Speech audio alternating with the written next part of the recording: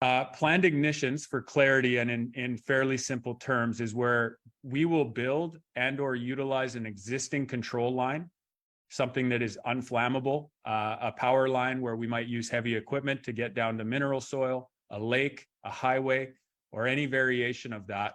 That was what we would call a control line. We build it in front of the head of the fire, the main body of the fire, and then we conduct a planned ignition utilizing weather experts, fire experts, and operational experts based on what weather is currently on site and what weather is coming.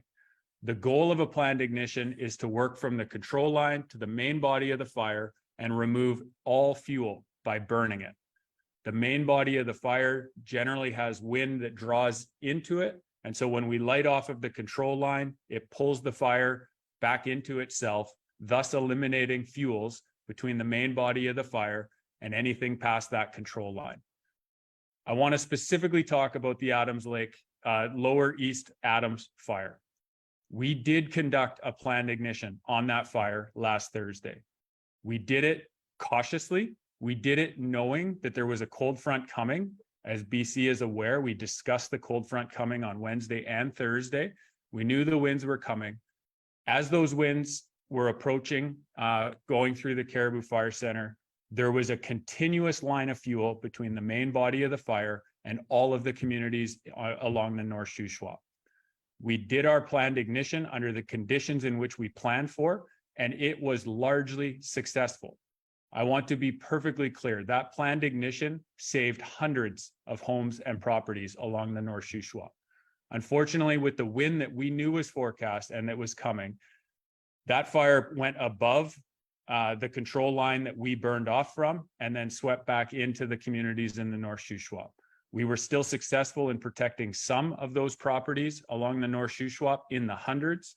Unfortunately, we've also now seen the devastation the main body of that fire had in areas like Scotch Creek, Solista, and others. And our hearts go out to those individuals who have seen the devastating impacts of that fire making its push. Our planned ignition is used quite frequently in BC. It is also used across the globe. When conditions are as dry as they are in a year like this in BC, traditional firefighting tactics like water bombers and ground operations will not be successful. Eliminating the fuel is, in a lot of cases, the best way to try to protect any infrastructure and values ahead of the front of a fire. And when we know that there's 40 to 50 kilometer sustained winds coming, we knew that we had to eliminate that fuel. And again, I would like to stress, it was largely successful and it protected hundreds of properties in the Shuswap area. I also would like to just make one point of clarity that it was not our planned ignition that allowed the two fires in the Adams Lake area to merge.